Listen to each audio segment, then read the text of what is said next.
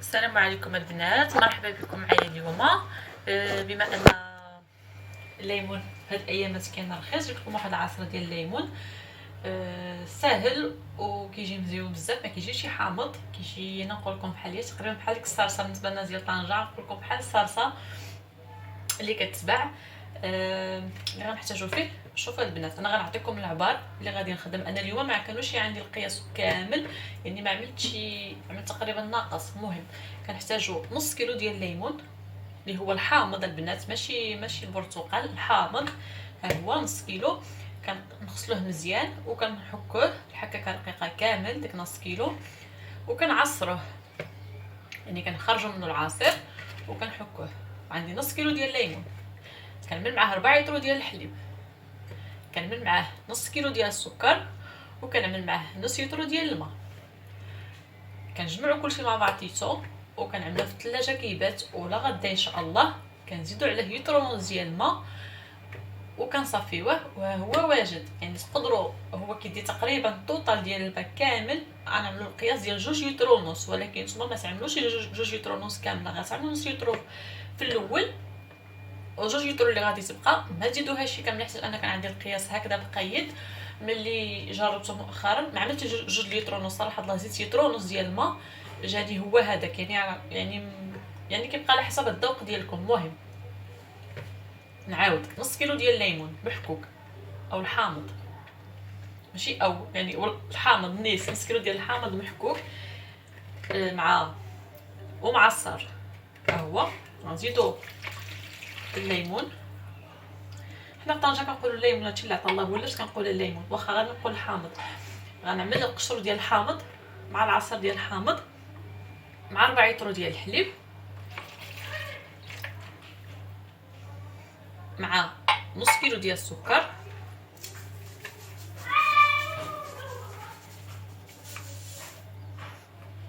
مع نص لتر ديال الماء. ها هو الحليب كيف كتشوفوه كيتقطع، ماشي مشكل البنات، نتوما اصلا كناكلوا يعني الجبن كناكلوه بالحليب كيكون رايب، اللبن كذلك، يعني عادي. نص لتر ديال الماء غادي نحركوه الكل، وغادي نخليه يبات ليله كامله. بحال دابا انا عملتو اليوم تقريبا مع ديك الاربعه وشي حاجه، نشوف الاربعه ونص. دابا غدا ان شاء الله مع الظهر هكذا غادي نزيد عليه الماء، نزيد عليه نص لتر ديال الماء وغادي نصفيه. بالنسبه للماء ناخذكم غادي تشوفوا على حسب الذوق ديالكم، يعني تقدروا تعملوا لتر ونص او تزيدوا شي شويش. كيجي صراحه الله مزيون وحلو، ما كيجيش شي حامض، وجربوه وردوا عليا الخبر. انا المهم انا عملت اليوم، غدا ان شاء الله غادي نوريكم كيفاش غادي يجي. هو شويش كيجي اللون ديالو بحال هكا كيف كتشوفوا.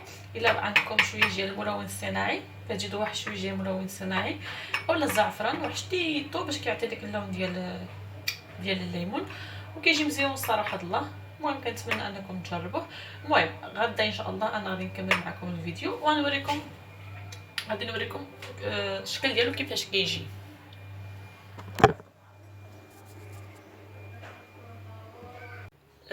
العصير ديالي ها هو من بعد ما بيتو ليله كامله، او كيف كتشوفوا. غادي نزيد عليه، غادي نصفيه ونزيد عليه الماء.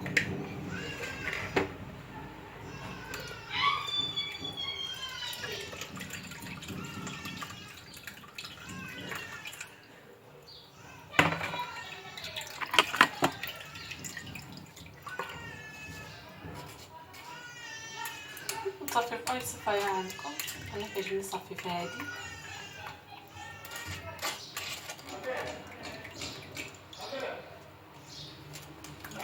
صفيه مزيان. المهم انا نكمل عليه ونرجعو.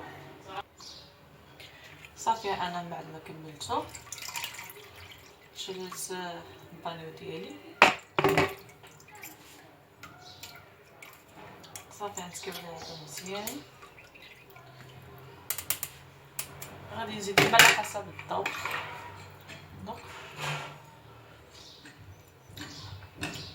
نزيد الماء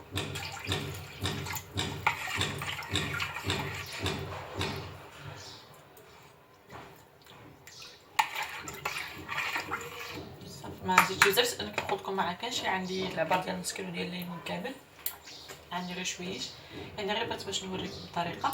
غادي نزيد عليه واحد شويه ديال الملون غذائي باش كيعطي هذا.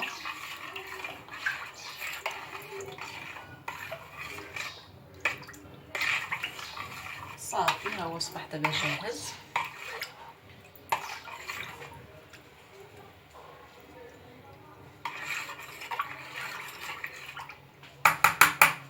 صافي غنوريكم الشكل النهائي.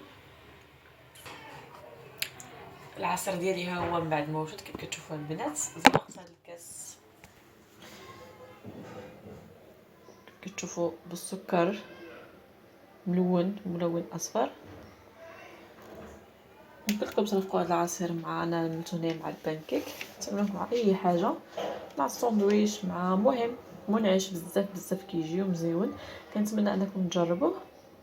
وبالنسبه للمقادير انا غادي نكتبهم لكم في صندوق الوصف ان شاء الله. كنشكركم للمتابعه ديالكم، ولا عجبكم الفيديو ابوناو معايا ونولوا لايك وبارطاجيو الفيديو مع الاصدقاء ديالكم.